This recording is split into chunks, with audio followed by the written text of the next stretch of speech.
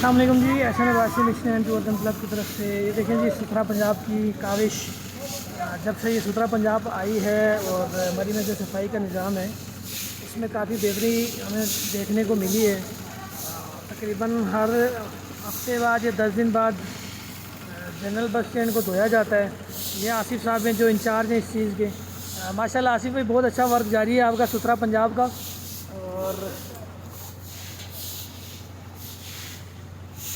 तकरीबन आज भाई 10 दिन बाद इसकी सफाई होती है अड्डे की। और जुमेरात वाले दिन। अच्छा, हर वीकेंड पे होती है। जी हाँ। हर जुमरात को जी ये देखें ट्रक आता है, बाकायदा तौर पे जनरल बस स्टैंड को धोया जाता है, इसकी सफाई की जाती है।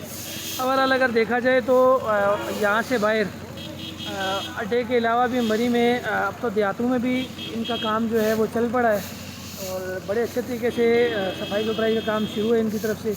इंतज़ामिया बहुत अच्छे इक़दाम कर रही है और इंशाल्लाह इन फ्यूचर मज़ीद अच्छी चीज़ें देखने को मिलेंगी। बाकी बंदे नज़ीज़ को दुआ में याद रखें। बहुत शुक्रिया। अल्लाह।